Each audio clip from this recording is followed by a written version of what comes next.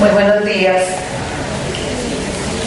Damos la bienvenida a las personas que nos acompañan hoy acá en el auditorio de la Universidad San Buenaventura, igualmente a las personas de las otras universidades que nos acompañan y de las universidades a nivel nacional que se encuentran conectadas. Hoy vamos a trabajar la memoria autobiográfica en niños de 3 y 5 años. Nos acompaña la psicóloga Viviana Restrepo Tamayo. Ella es psicóloga de la Universidad de Antioquia, especialista en niños con énfasis en psicología clínica, cognitivo-conductual y neuropsicología infantil de la Universidad de Antioquia, candidata a magíster en la Universidad de Antioquia y docente en el área de neurociencias de la Universidad Luis Amigó. Bienvenida, Viviana, muchas gracias por estar con nosotros.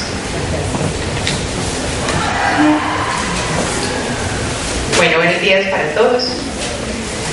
Este es un tema que a mí me encanta y el responsable es mi sobrinito. De él creo que hablaré mucho. Mi sobrinito es Manuel. Hace 2 meses cumplió 5 años. Entonces, cuando él estaba más chiquito, yo así toda gomosa de la memoria, empecé a ver qué pasaba con mi sobrinito. Entonces, el momento así significativo fue una vez que nos fuimos de paseo toda la familia y cuando llegamos decía: Vivi, me estoy acordando cómo pasamos de bueno. Y yo, sí, Manu, ¿qué hicimos? Ah, tú sabes, pasamos bueno. En ese tiempo tenía más o menos 3 años y medio. En ese momento yo estaba empezando a evaluar la memoria y entonces les contaría ¿qué es la memoria? La memoria es entendida como un proceso que se constituye en 3 pasos. El primero, como la capacidad de adquirir información. En esa capacidad de adquirir significa que la podemos registrar y que vamos a pasar a un segundo momento, que es el proceso de almacenamiento. Y por último, está bonito, el proceso de recuperación de la información. Cuando hablamos de memoria, entonces estamos diciendo que es el proceso por medio del cual registramos, almacenamos y posteriormente podemos evocar la información que hemos guardado. Con mi sobrinito lo que yo evidenciaba era que cuando tenía más o menos 3 años y medio, él sí decía que había pasado muy bueno, pero no era capaz de decir qué le había pasado. Yo, Manu, ¿pero te acuerdas qué fue lo que hicimos? Ay, Vivi, ¿tú te acuerdas? Pues él así todo olímpico se salía pues con la respuesta.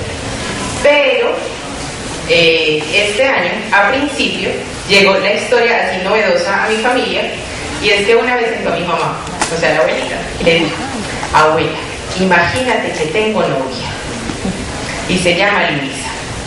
Y mi mamá: ¿sí?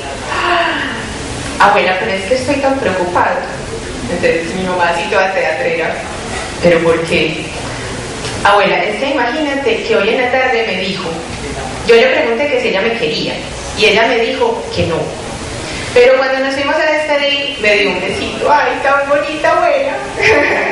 Ahí, en ese momento, logramos identificar, bueno, yo logré identificar que había ocurrido algo en Manu, y era que él ya era capaz de recuperar, de registrar esa información que había ocurrido con él minutos o tiempo antes. Él ya era capaz de contar una historia de lo que le había pasado a él en su vida. A eso es a lo que nos vamos a referir este rato. Eso que ocurrió con Manu, esa capacidad de poder contar lo que le pasa con su vida, es a lo que vamos a llamar memoria autobiográfica. Pero para poder llegar a hablar de memoria autobiográfica, varios investigadores en la historia la memoria ha sido un tema bastante interesante y bastante inquietante, sobre todo cómo nosotros logramos evocar lo que nos ha ocurrido pues tiempo antes, dónde se queda esa información y cómo podemos acceder a ella. Antes de llegar a la memoria autobiográfica, se había pensado que la memoria era un único proceso, que simplemente era la que se encargaba de procesar toda la información, pero se necesitó un gran recorrido histórico para poder establecer que cuando hablamos de memoria, hablamos de sistemas de memoria. Thomas Heath, en 1949, empezó a establecer que había 2 tipos de memoria, 2 sistemas de memoria. un sistema de memoria a corto plazo y otro a largo plazo. Thomas Hebb lo hablaba muy en términos neuronales, decía que la memoria a corto plazo estaba relacionada con los circuitos reverberantes, mientras que la memoria a largo plazo iba a estar relacionada con circuitos mucho más prolongados en el tiempo y que íbamos a poder evocar posteriormente de una manera más fácil. Luego, en 1953, llegó el caso típico para los estudiosos de la memoria, H.M. H.M. fue un señor muy significativo en el estudio de la memoria por su sintomatología. H.M. había tenido un cuadro epiléptico y le habían tenido que extraer buena parte del hipocampo y una zona bastante significativa del lóbulo temporal. En él, a partir de ese estudio que se hizo con él, se logró establecer en términos de memoria y de procesos neuronales qué era lo que ocurría con la memoria. Con base en ello se empezó entonces a establecer varios puntos significativos. Uno, que había una diferencia entre la memoria a largo plazo y la memoria a corto plazo, en términos de lo que ocurría con él. O sea, esto sirvió como para retroalimentar o reforzar lo que ya Thomas Hebb había planteado. Entonces identificaron. H.M. tenía una facilidad para recordar lo que le había pasado hacía mucho tiempo, pero no era capaz de almacenar la información reciente. Entonces lograron identificar. Él sí tenía su estructura a largo plazo bien, firme, sólida, pero a corto plazo esa información se le esfumaba rápidamente. Él tenía una falla básicamente en lo que posteriormente se llamaría la memoria declarativa.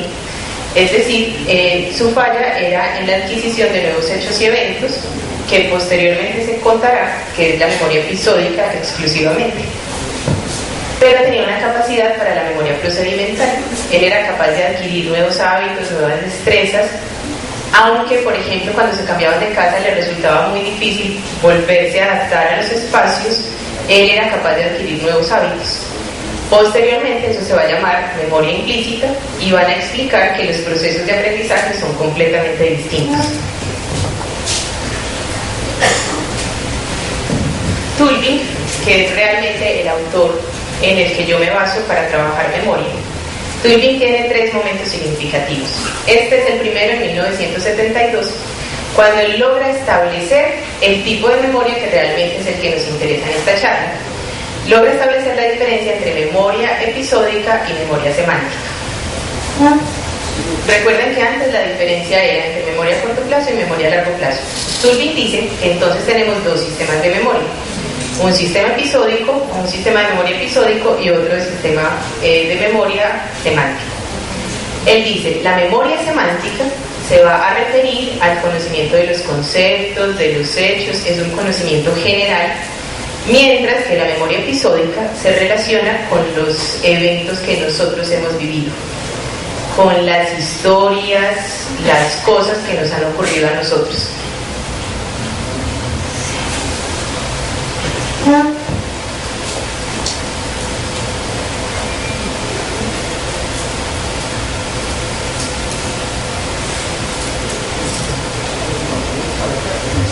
Este era el primer momento de Tulving. El segundo momento ocurre cerca de 1985, cuando le agrega un nuevo sistema. En 1985 Tulving dice, no está solamente la memoria semántica y episódica, sino que además tenemos un tercer sistema, que es el sistema de memoria procedimental, que era lo que se le había identificado a H.M., que tenía bien estructurado. Entonces Tulving dice, memoria para los hechos que nosotros hemos vivido, memoria semántica, memoria para los conceptos o los eventos significativos que nosotros necesitamos tener, pero principalmente conceptos, y la memoria procedimental relacionada con las habilidades y las destrezas. Luego viene Squire. En 1992 logra establecer dos grandes categorías de memoria: la memoria declarativa y la memoria no declarativa. Squire dice, en la memoria declarativa tenemos dos sistemas, la memoria episódica y la memoria semántica, que es lo que nosotros conocemos hoy en día como clasificación. Declarativa, ¿por qué? Porque está mediada por la palabra. Entonces su gran diferencia en los dos sistemas, o en los dos grandes sistemas, es Declarativa, mediada por la palabra; no declarativa, mediada por la acción. La palabra no interviene en el aprendizaje. En la declarativa dice que el hipocampo tiene un papel fundamental. La definición sigue siendo la misma: semántica, conceptos; episódica, eventos que nos han ocurrido. A nivel de memoria no declarativa, dice que el cerebelo, la amígdala, el neoestriado y la neocorteza tienen funciones significativas, y va a hablar de 3 procesos o de 3 tipos de memoria ahí. Una, la básica, que conocemos como la procedimental, que es el conocimiento de hábitos y destrezas. Entonces es el hecho de lo que ustedes están haciendo cuando escriben. O sea, cuando ustedes escriben, hacen el movimiento del trazo, pero ustedes no dicen: tengo que subir el lápiz hacia arriba, después lo voy a bajar, voy a darle una bolita y termine haciendo la B. Uno no hace eso, uno hace las cositas así. Mueve el lápiz y termina escribiendo. A veces uno ni entiende lo que escribió, pero hizo los movimientos. Cuando hablamos de priming, él dice que nosotros tenemos la posibilidad de aprender cierto tipo de cosas porque anteriormente ocurrió una especie de... Esperen si recuerdo la palabra. Ocurrió un pequeño estímulo en relación con cierto tipo de información, y posteriormente esos estímulos que nos dieron son los que van a permitir que nosotros demos respuesta. Por ejemplo, el hecho de que ustedes, los que llegaron temprano, hubieran visto así fugazmente las diapositivas. Posiblemente ustedes no vieron contenido, no vieron gran cosa, pero posiblemente para esas personas, cuando ya las están viendo, su nivel perceptivo logra codificar la información y eso ya lo habíamos visto, y su procesamiento puede ser un poco más fácil. Y en el condicionamiento clásico dice que nosotros igualmente aprendemos y memorizamos de cuenta de cómo funciona el condicionamiento clásico. Entonces dice: es muy difícil explicar por qué cuando estábamos, los niños se les aplica la vacuna, la señora estaba con bata y después ve a una persona con bata y el niño ya no quiere ir donde ella. Entonces, no, es que yo no soy médica, yo soy la profesora. Pero el niño, por alguna razón que tampoco puede explicar muy bien, no quiere ir donde ella, o se pone a llorar, o le da una crisis. Entonces dice: desde el condicionamiento clásico nosotros también hemos aprendido y no somos capaces de explicar por medio de la palabra qué es lo que nos ha pasado con ella. Sin embargo, lo podemos memorizar. Turing, en el tercer momento, más o menos entre 1991 y 1993, logra establecer una nueva discriminación de sistemas de memoria. El primero es el de memoria implícita y el otro es de memoria explícita. Aquí creo que es posible que les vaya a hablar de una cosa distinta a la que siempre nos han hablado de memoria. Espero que lo pueda explicar de una manera muy clara. Turing dice: la memoria explícita se caracteriza por ser consciente de, es un evento de rememoración, mientras que la memoria implícita significa estar consciente de o conocer. Él dice: esos dos eventos son supremamente distintos. Una cosa es que usted rememore, tenga imágenes mentales sobre la información, y otra cosa es que usted sepa de algo, que usted conozca de algo. Les iré mostrando los 5 sistemas. Recuerden que para Turing inicialmente eran 2, luego eran 3. En esta época ya habla de 5 sistemas de memoria. Entonces les voy a ir contando según lo que Turing dice de cómo van apareciendo en el desarrollo de la persona. Él dice: tanto a nivel filogenético como a nivel ontogenético tienen un proceso de aparición, un orden de aparición. Se dice: el primer tipo de memoria que aparece es la memoria procedimental. Recuerden, la memoria procedimental, habilidades, destrezas, y dice que es el único tipo de memoria relacionada con la acción. Entonces aquí no están los conocimientos, no es un proceso cognitivo, sino solamente manipulativo o de acción. Esta es un tipo de memoria implícita, porque él dice: cuando usted hace una acción, usted no está rememorando nada. Me estoy acordando cuando escribí la vez pasada. No, usted simplemente realiza la acción de escribir. El segundo sistema que aparece a nivel evolutivo es el sistema de representación perceptiva, que es relacionado con el priming. Esto es un priming perceptual donde lo que él dice es efectivamente eso. Usted hace un rastreo perceptivo, pero posteriormente, cuando va a hacer ya una percepción mucho más detallada, ese procesamiento es mucho más ágil para la persona. Y también es un proceso implícito. El tercer sistema de memoria que aparece es la memoria a corto plazo. Este sistema, Tulving dice que es un sistema explícito.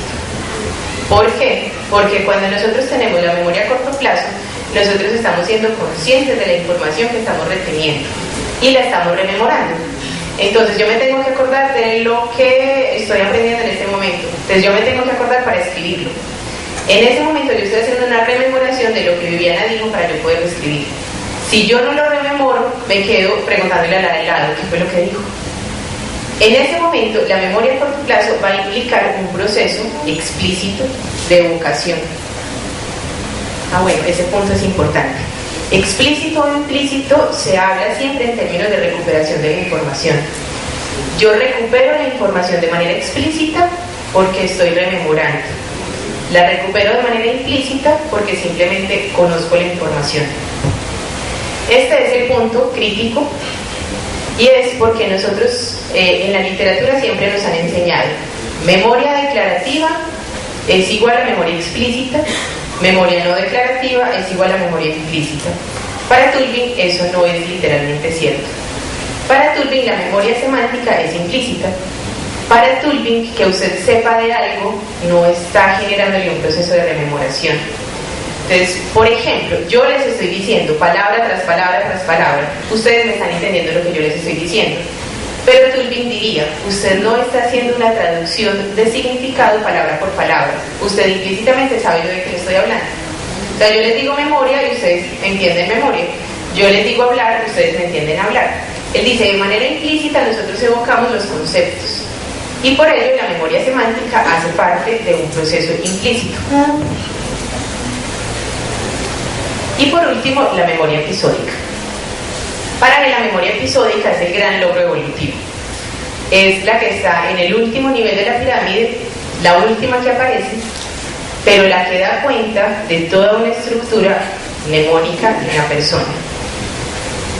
Squire, que era el que hablaba antes y también nos mencionaba memoria semántica y episódica dentro de la declarativa, él decía, la memoria episódica sostiene la semántica. Entonces, para Squire, que era el autor anterior, él decía, nosotros recordamos los conceptos gracias a las experiencias que hemos vivido. Las experiencias le dan soporte al conocimiento. Tulving va a decir lo contrario. Tulving dice, los conocimientos son los que le dan soporte a la experiencia. Tulving dice, los niños se gastan aproximadamente entre 3 y 4 años conociendo el mundo, para posteriormente poder almacenar su propia historia. Si el niño no sabe los conceptos, no va a poder almacenar lo que le ha ocurrido a él, y mucho menos va a poder nombrarlo. Y para él, la memoria episódica tiene su función básica en la medida en que la podamos evocar y la podamos narrar. Si no la narramos, la memoria episódica no tiene la finalidad básica, que es poder estructurar lo que nos ha ocurrido a nosotros. Entonces, Tulving va a decir que la memoria semántica va a ser fundamental en la estructuración de la memoria episódica. Ahora, como lo que nos interesa es la memoria autobiográfica, empezaremos a hablar de la episódica. La memoria episódica se va a caracterizar por, primero, está orientada al pasado. O sea, mi memoria autobiográfica no significa, es que mañana me voy de paseo. Eso no es memoria autobiográfica porque no ha ocurrido aún. La memoria autobiográfica significa que nosotros en este momento nos recordemos de lo que nos pasó ayer, que recordemos cómo fue la charla de hace 8 días, que recordemos X cosa. La evocación o rememoración está acompañada de conciencia autonoética. La conciencia autonoética para Tulving tiene que ver con una conciencia del yo. Yo tengo que ser consciente de que yo he existido en la vida, de que yo soy una persona independiente de los demás y que a mí me han ocurrido cosas, que yo he experimentado la situación de lo que hice ayer, que yo experimenté X cosa en la vida. Él dice, esta conciencia va a permitir que las personas puedan establecer una diferencia entre estar pensando y estar rememorando, porque no son lo mismo. Pensar no necesariamente implica que usted recuerde. Yo puedo pensar, intentar establecer qué es lo que significa eso de la memoria, Viviana, de qué es de lo que nos está hablando, qué es eso, que no lo logro entender, y ahí simplemente estamos pensando. Rememorar es que de cuenta de este tema, ustedes, por ejemplo, estén haciendo el experimento de yo hasta donde me acuerdo, qué fue lo que me pasó a mí, yo cuando estaba chiquito, yo me acuerdo desde los 7 años, yo me acuerdo desde los 10, yo no me acuerdo de nada, o yo sí me acuerdo desde los 2 años, o yo me acuerdo cuando mi mamá me alimentaba. Nunca falta quien diga que tiene tan buena memoria. Cuando nosotros logramos establecer esta diferencia, estamos hablando de memoria episódica solo cuando estamos rememorando. Su función es la recuperación consciente del pasado personal.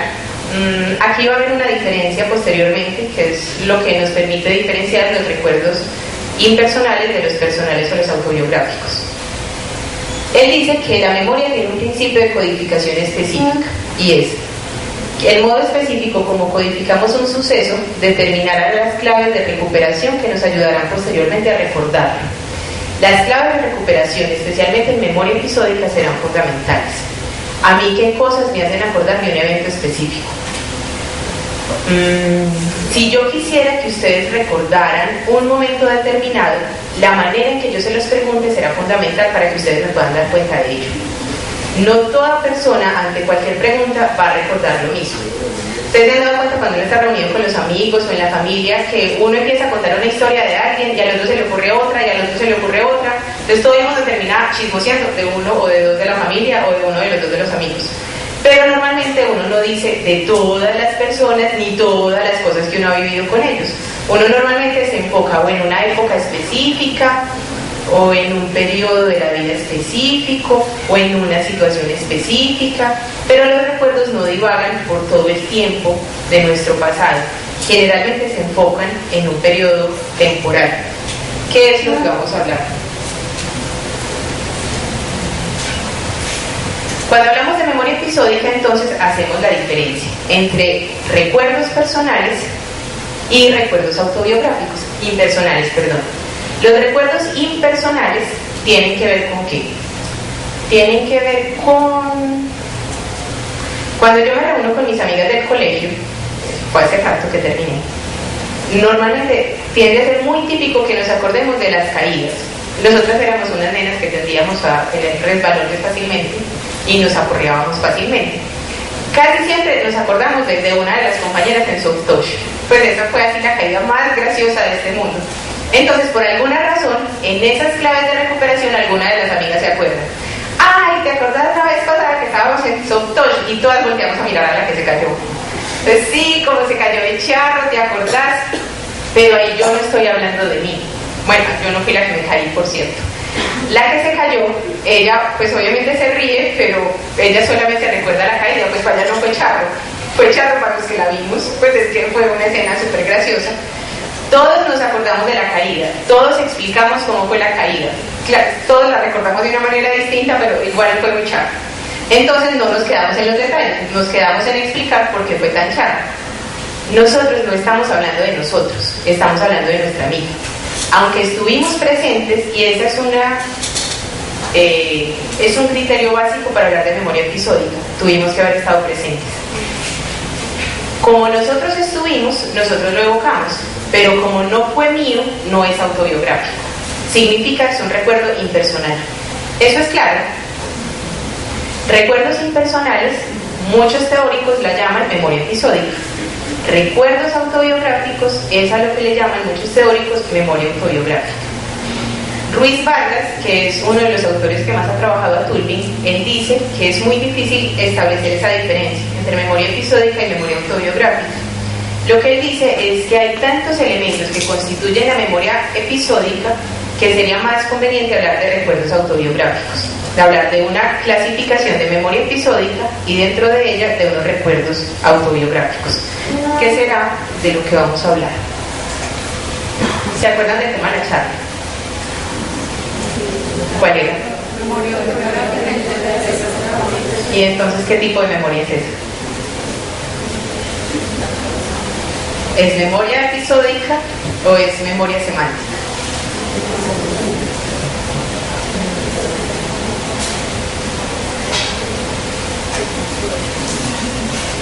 Eso es memoria semántica. Que ustedes recuerden el tema, posiblemente les hizo que se acordaran de la historia que les conté, que les se acordaran, pero finalmente lo que les estoy preguntando es el tema. El tema es memoria semántica, es un concepto. ¿Recuerdan la imagen que aparecía? Era esta.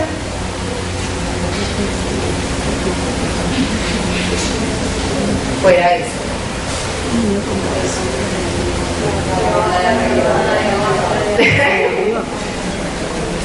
Eso es memoria episódica. Ustedes tuvieron que haberse devuelto a las imágenes que vieron, a lo que les generó cada imagen para poder identificar cuál de las dos era. ¿Cuál era aquí? La de arriba. ¿En qué fecha y en qué lugar nacieron? Pues uno supone que se acuerda. No, uno no se acuerda. Aunque eso haga parte de la autobiografía, eso no es memoria autobiográfica. Para que haya memoria autobiográfica lo tenemos que rememorar. Y a no ser que ustedes tengan un proceso psíquico distinto al que existe normalmente, nadie tendría por qué acordarse dónde nació, ni a qué hora, ni cómo.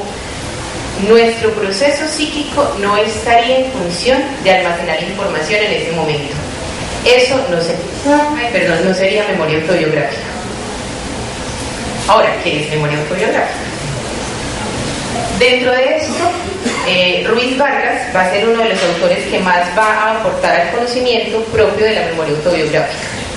Él dice que para hablar de memoria autobiográfica necesitamos 4 procesos básicos. El primero es la relación con el yo. Él dice, este es el punto más significativo que va a diferenciar memoria semántica de memoria episódica propiamente autobiográfica. Esta memoria autobiográfica va a permitir que siempre haga alusión a mí mismo. Y para hacer alusión a mí mismo, tengo que haber sido consciente de quién soy yo. O sea, tengo que tener claro que yo, Viviana, soy distinta de cualquier otra persona.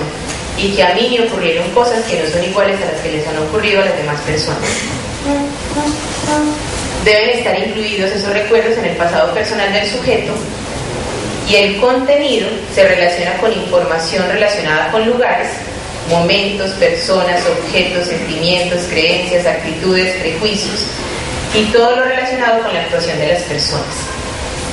Aquí yo soy el elemento fundamental de los recuerdos, pero puedo aludir a cualquier cosa, pero yo soy el elemento fundamental dentro de esos recuerdos. El segundo elemento básico en la memoria autobiográfica para Ruiz Vargas es la estructura narrativa.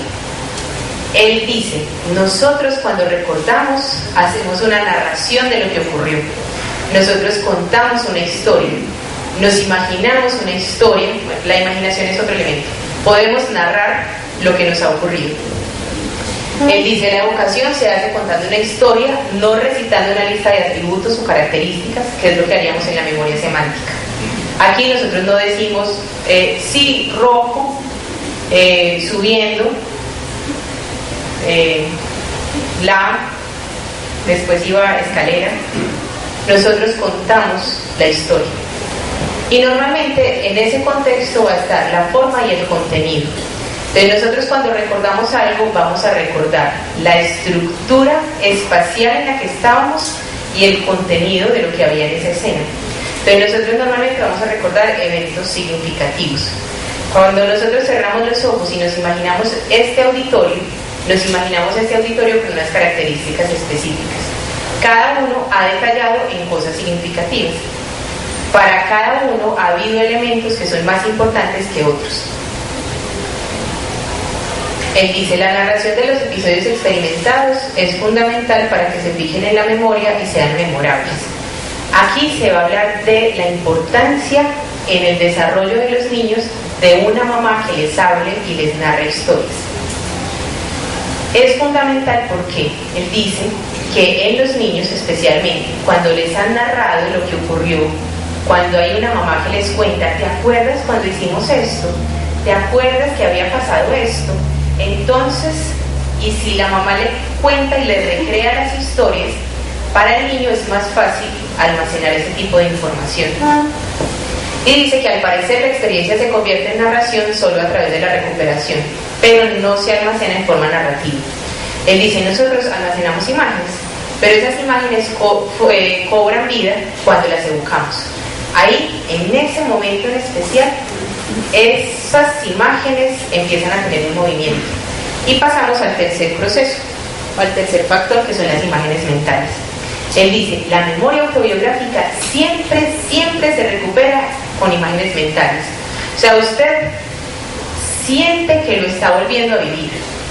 Entonces, yo me acuerdo de la caída de mi amiga y es como si otra vez se cayera. O sea, ya le hemos hecho caer por ahí 100.000 veces. Yo siento como si se estuviera cayendo. Y él dice especialmente, cuando usted está dando información, entre más exprese y sienta que lo está viviendo, más creíble es su historia.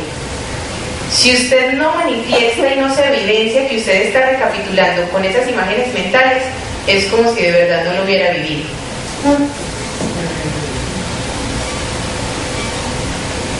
Esta frase me parece muy bonita. La evocación incluye generalmente imágenes mentales y otras modalidades sensoriales que nos permiten visitar mentalmente y ver el pasado. Es lo único que nos permite tener una historia de vida. Esta memoria autobiográfica nos permite todo el tiempo ir hacia atrás. Todo el tiempo nosotros podemos recuperar nuestra historia gracias a la memoria autobiográfica. Y el último componente del que habla Ruiz Vargas es el componente emocional.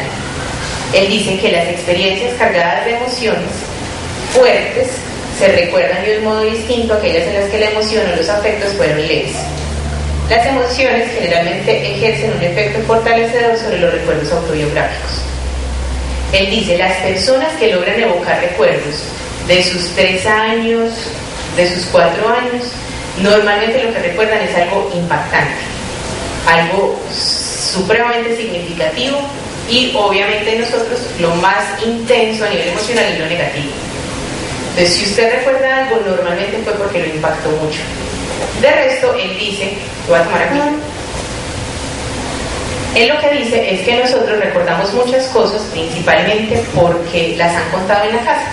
Entonces muchas de las cosas que nos han ocurrido han sido porque la mamá las cuenta, porque finalmente las termina narrando. Y es difícil establecer en muchos de los recuerdos de nosotros si de verdad los vivimos o el hecho de que los contaran en la casa han hecho que nosotros los reestructuremos en nuestra memoria.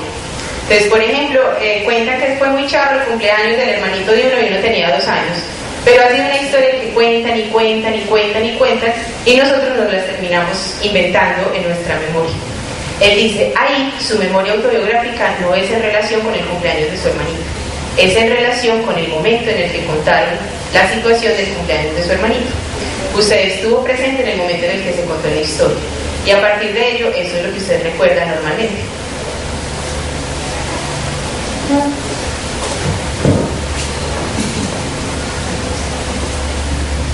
Conway habla de una estructura de los recuerdos autobiográficos en 3 niveles. El primero, que es el más grande, la estructura jerárquica más significativa, son los periodos vitales. Es un proceso muy abstracto y general. Normalmente incluye largos periodos de la vida, por ejemplo, cuando estaba en la escuela, cuando estuvo en la adolescencia, cuando estuvo en la universidad. Pues normalmente son periodos de tiempo largos. Dentro de esos periodos vitales hay unos acontecimientos generales, que son más específicos y heterogéneos, y normalmente se relacionan con días o con semanas. Entonces, por ejemplo, las idas a la universidad los sábados, las cátedras Mercedes Rodrigo, las idas a, los paseos a, las salidas, siempre tienen una relación más específica a nivel temporal. Y los acontecimientos concretos, que son la parte más específica de los recuerdos, tienen que ver con recuerdos de acontecimientos concretos, tiempo corto. Normalmente aquí lo que recordamos es un momento específico. Cuando entramos a la universidad, cuando nos dimos cuenta que pasamos a la universidad, cuando ganamos el primer examen, cuando perdimos el primer examen, cuando pasó tal cosa, es un momento específico. Entonces él dice, normalmente los acontecimientos concretos están ubicados dentro de los acontecimientos generales y estos a su vez en los periodos vitales. Él dice, según las claves de recuperación, usted va a acceder al primero, al segundo o al tercero. Pero la idea para que usted pueda hacer un adecuado proceso de evocación es que llegue a la información más concreta posible. Ruiz Vargas hace algunas apreciaciones sobre la memoria autobiográfica y dice, la realidad no existe hasta que una mente la interpreta. La realidad siempre va a ser susceptible de interpretación. Eso significa que nunca va a ser tal cual fue, pero nunca nadie lo va a saber ni lo va a poder verificar. Simplemente todos recordamos las cosas de una manera en que para nosotros fue significativa. Y dice, cada vez que usted evoque un nuevo recuerdo, lo va a evocar de una manera distinta. ¿Por qué? Porque su forma de ver la vida va a intervenir en su manera de evocarla. Entonces, una cosa es como yo la recuerdo a mis 16 años, otra cosa es como yo la recuerdo a los 22 cuando ya soy psicóloga, otra cosa es como lo recuerdo a los 30 cuando ya he hecho posgrados, he trabajado, he hecho muchas cosas en la vida, otra cosa es como la recuerdo a los 50. Cada periodo de la vida voy a hacer un recuerdo distinto de lo que ocurrió en mi realidad. Dice, lo que guardamos en la memoria son las experiencias de los acontecimientos, pero nunca guardamos copias de tales acontecimientos. Esa experiencia va a ser la fundamental para que nosotros podamos tener una historia propia, para que podamos tener claro qué es lo que ha pasado con nosotros, qué es lo que ha ocurrido con nuestra vida y finalmente con la vida de los demás. Por ello, los recuerdos son inexactos en los detalles, pero son verídicos en la expresión de la esencia del yo. Él dice, cuando usted intenta evocar, usted puede alterar los detalles, decir que hoy las cortinas eran verdes, pero dentro de un año sí que eran cafecitas, y después de un año sí que eran moraditas. Pero finalmente usted va a hacer relación a que usted estuvo en un auditorio. Y esa es la idea principal de su recuerdo. O sea, los detalles no son importantes. La esencia del recuerdo normalmente sí permanece. Y esa es la que se relaciona con ese yo. Ahora, ¿qué recuerdos tenemos de nuestra niñez temprana? ¿Ya hicieron el ejercicio? ¿Hasta dónde recuerdan? Bueno, con lo que ocurre, Cowen ha sido uno de los autores que más ha trabajado los recuerdos, un proceso que se llama amnesia infantil, donde se habla acerca de nosotros a partir de qué edad recordamos. Newcomb dice que nosotros tenemos tres tipos de periodos. Tenemos tres periodos a partir de los cuales almacenamos información. Dice, los 2 primeros años son considerados de una amnesia o bloqueo total. O sea, usted no se acuerda de nada de lo que le pasó en los 2 primeros años. En ese tiempo usted no ha tenido ni la suficiente madurez biológica, ni la suficiente madurez psíquica, ni nada parecido para que usted pueda almacenar recuerdos. Sin embargo, entre los 3 y los 5, 6 años, aparece un espacio de tiempo que va siendo muy significativo a nivel evolutivo dentro de esos 3 años, y es que usted empieza a recordar cosas. Primero lo hace de una manera en que las cosas le resultan llamativas. Entonces, un niño de 3 años, usted le puede presentar o puede conocer a una persona X. Esa persona se va, y después de un tiempo esa persona puede aparecer, y el niño la puede reconocer. Pero es difícil que un niño de 3 años diga qué pasó, quién es, qué hicieron, o sea, que recuerde toda una historia, no, pero la va a reconocer. O va a decir, ay, sí, por aquí ya habíamos pasado, o ay, sí, nosotros ya habíamos jugado a eso, o ay, sí, es que eso ya lo habíamos hecho, ay, tú ya no tienes creatividad.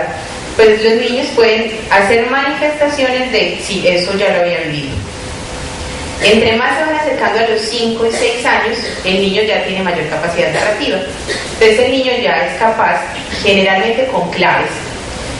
Los niños lo evocan solitos cuando ha pasado muy cercano en el tiempo. Los niños normalmente necesitan claves.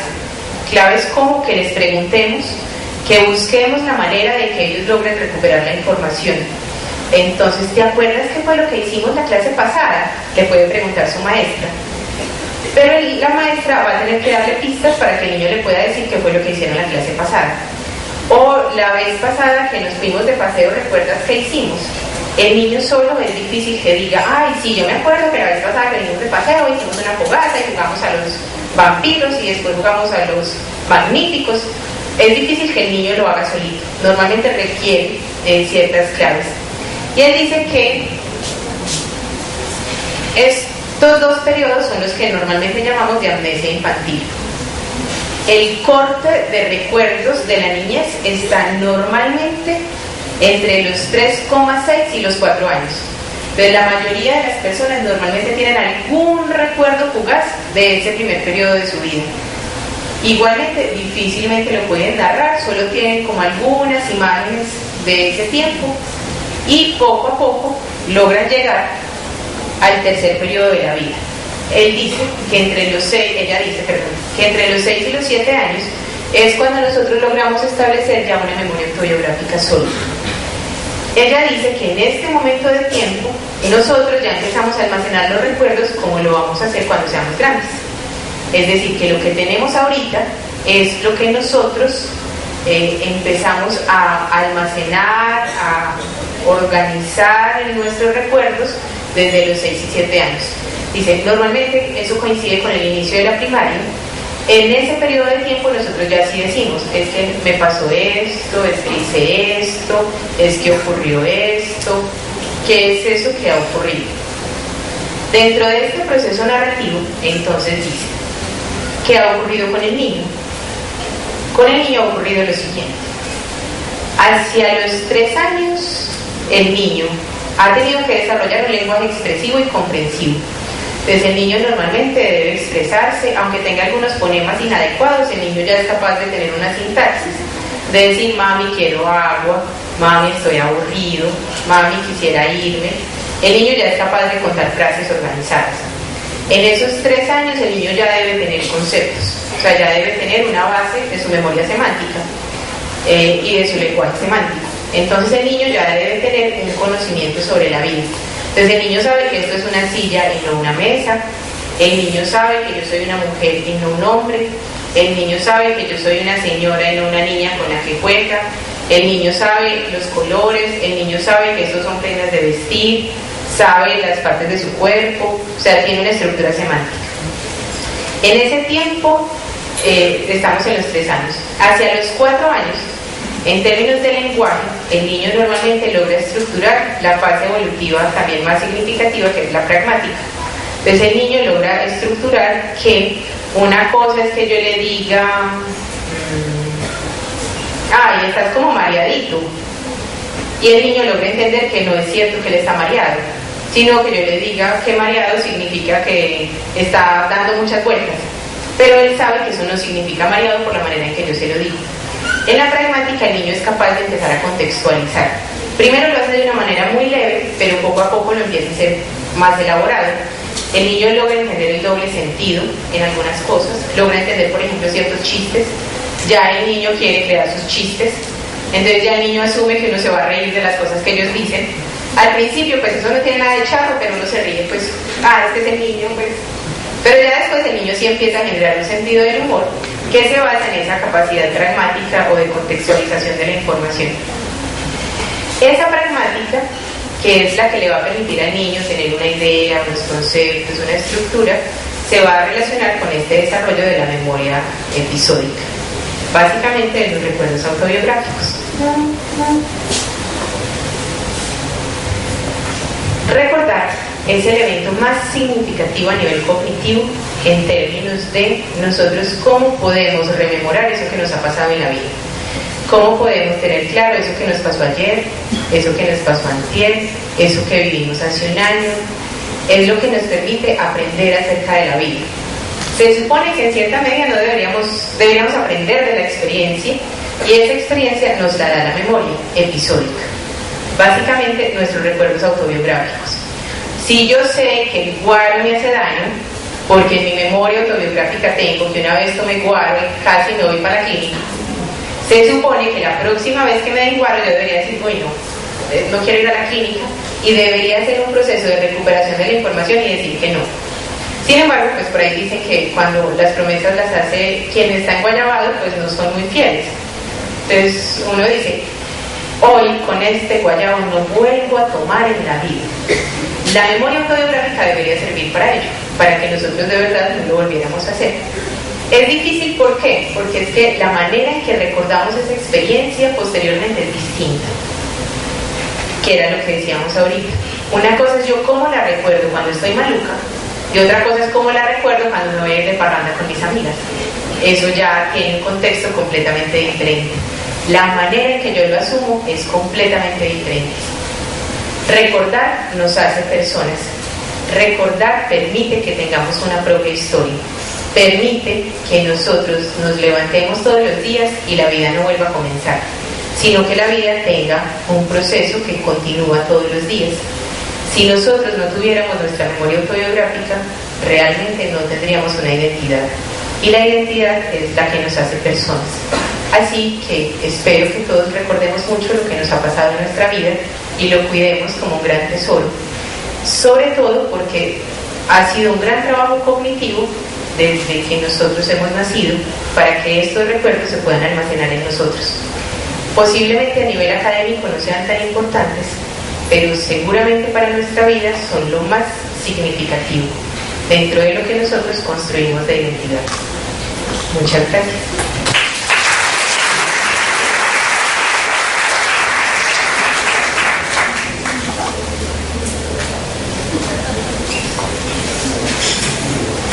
Bueno, damos muchas gracias a la psicóloga Viviana, muy interesante los conocimientos que nos ha compartido hoy, y damos entonces espacio para las preguntas, tanto acá en el auditorio como a las universidades que se encuentran conectadas.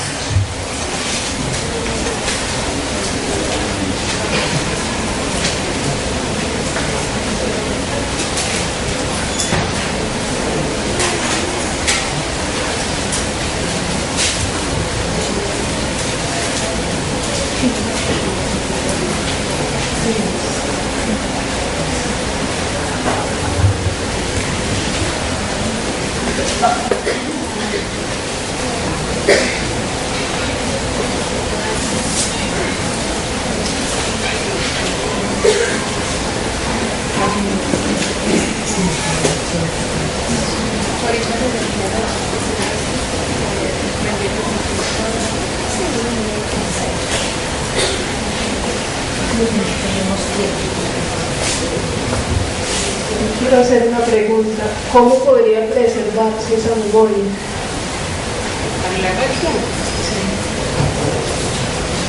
Pues la memoria autobiográfica es muy frágil, realmente. Es de las últimas que aparecen y es de las más frágiles y que más fácil desaparecen cuando estamos llegando a cierto tipo de edad posterior. Maneras de preservarse, mantener un proceso narrativo. Que nosotros, por ejemplo, cuando estamos en la noche lo tendemos a hacer mucho. Entonces nosotros, por ejemplo, antes de dormir tendemos a hacer como un repasito de lo que nos ocurrió en el día. Si tenemos con quien compartir eventos que nos pasaron, esa es una manera de fortalecer ese tipo de recuerdos. Tener conversaciones constantes acerca de lo que nos ha ocurrido constantemente, eso también nos puede favorecer.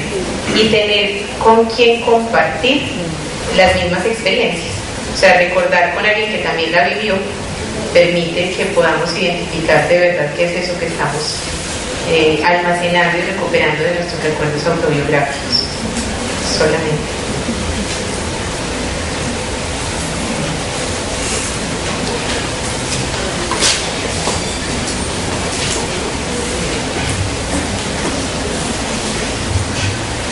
Buenos días. Pues al final hiciste una breve alusión al respecto, pero yo quería saber, pero que profundizaras un poco en esa narración sobre la propia biografía, eso cómo influye sobre la manera en que yo vivo. O sea, si la narración que yo construyo acerca de la autobiografía influye en la manera en que yo sigo viviendo. Influye muchísimo. Los recuerdos van haciendo que yo logre identificar también la manera en que yo creo que he vivido. Los cuadros, por ejemplo, los rasgos de personalidad van a influir mucho en ello. Por ejemplo, una persona que tenga unas características de personalidad muy autocompasiva Sus recuerdos se van a basar mucho en el pobrecito yo, todos me han vulnerado, y hace una alusión a sus recuerdos autobiográficos muy en función de ello. Nuestros recuerdos, como decía, tienen mucha relación con la manera en que nosotros tenemos nuestra propia estructura psíquica. Esos recuerdos, obviamente no hay nadie que nos los pueda cambiar. O sea, si yo todo lo que recuerdo es que a mí pequeñita era la que más me pegaban, por más que mi mamá diga que a mí nunca me pegaron, pero si esa ha sido mi percepción y mis recuerdos, lo único que yo podría hacer en relación con ello es mirar si sería importante una terapia en función de mis procesos personales, para que la información yo tienda a analizarla de una manera distinta y siempre en contra mía. También puede ocurrir al contrario, pues que toda la vida ha sido todo maravilloso hacia mí y resulta que tampoco ha sido así. Esos recuerdos van a dar cuenta de mi estructura psíquica, van a hacer que yo asuma la vida de una manera específica, porque finalmente es la manera en que yo la asumo y va a hacer que yo me relacione con las personas de una manera distinta. Si yo todo lo que recuerdo es que mi mamá me golpeaba, mi relación con ella va a ser distinta. Si yo lo que recuerdo es que mi mamá era muy pendiente, muy querida conmigo, esa relación de cuenta de mis recuerdos autobiográficos va a ser muy distinta.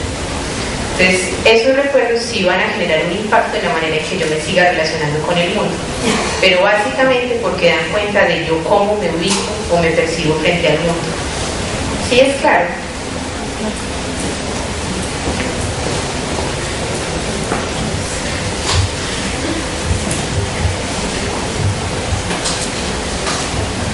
Muy buenos días.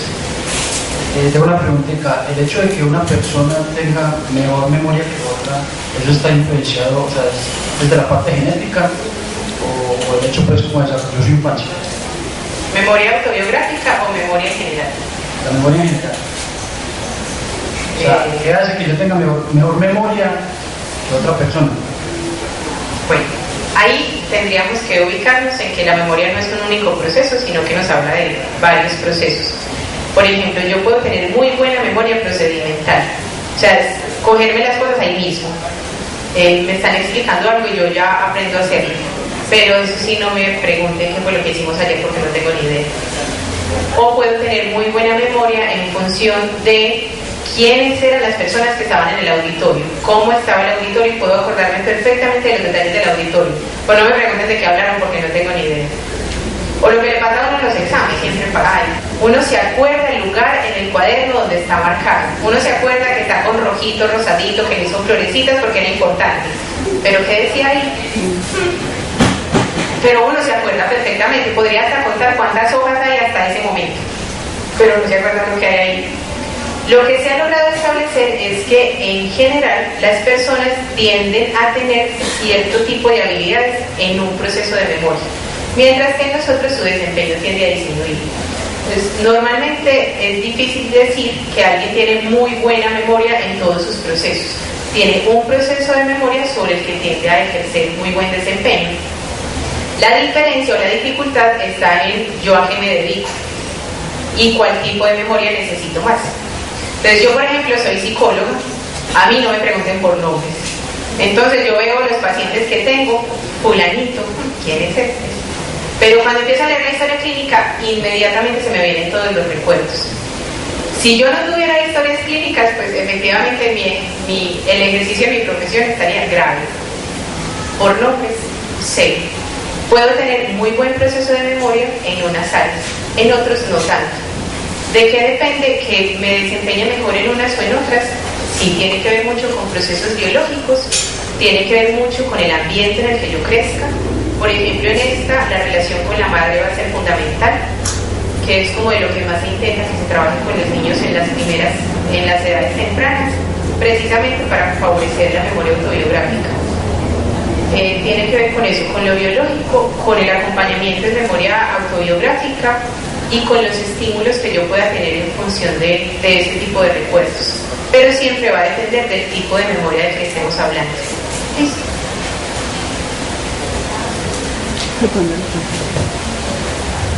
¿Puedes comentarnos de la investigación que estás haciendo con niños que me comentaste ahora?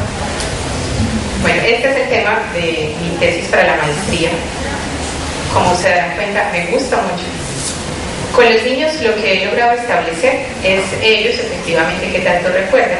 Yo lo que estoy evaluando es justamente cómo se desarrolla la memoria entre los 3 y los 5 años, cuáles son como los pasitos que se van dando a nivel de diferencia.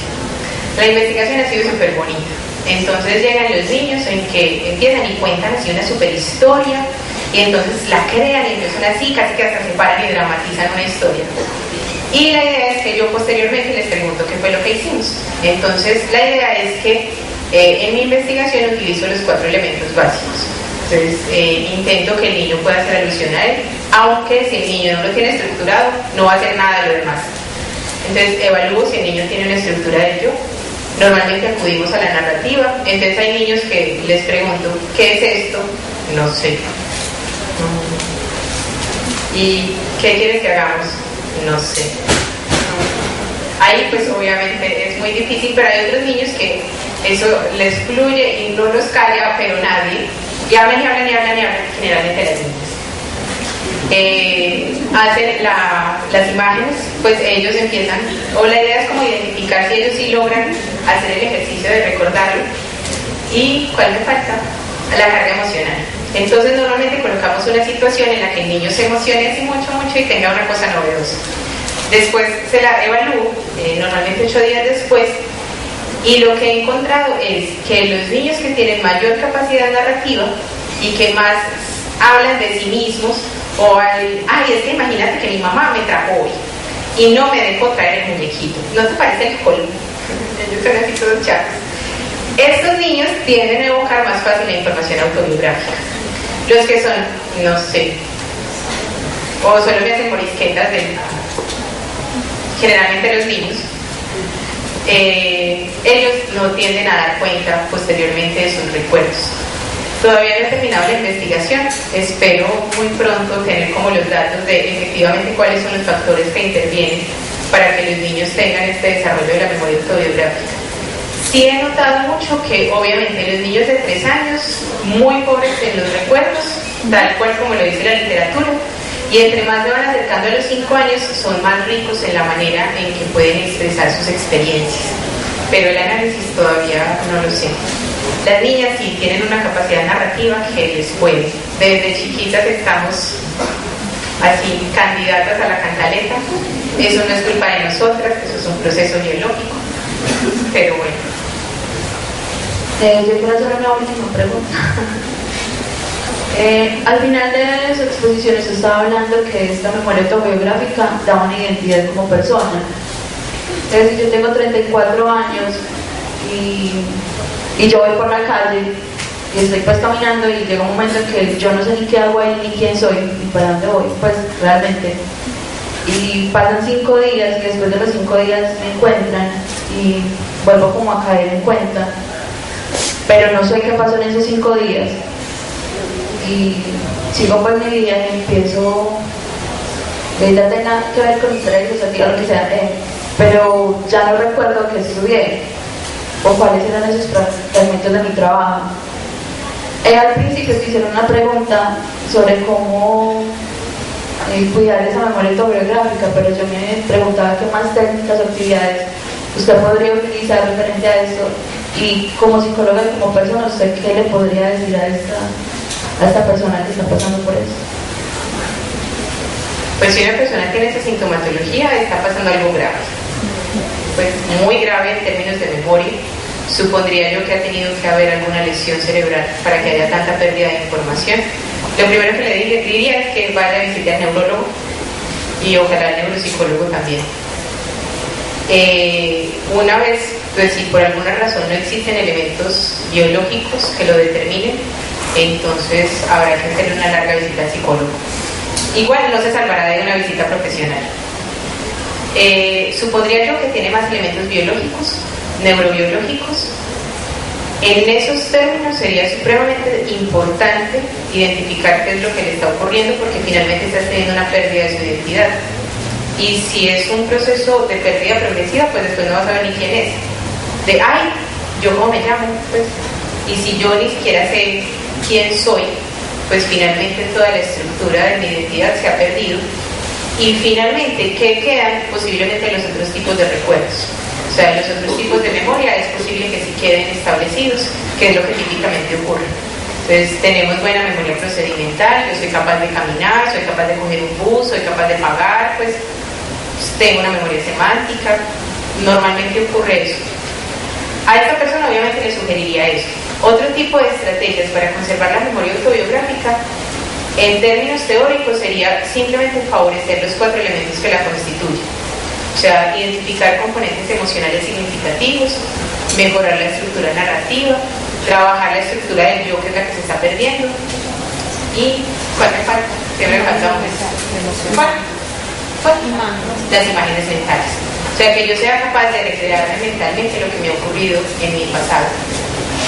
De resto, no habría nada más que hacer, simplemente identificar a nivel neurobiológico qué le ha ocurrido.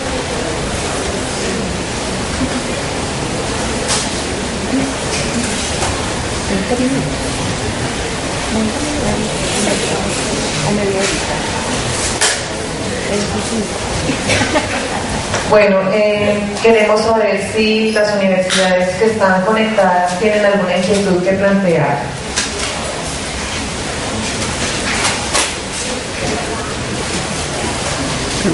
Bueno, entonces les damos las gracias por habernos acompañado hoy. Nuevamente gracias, Viviana.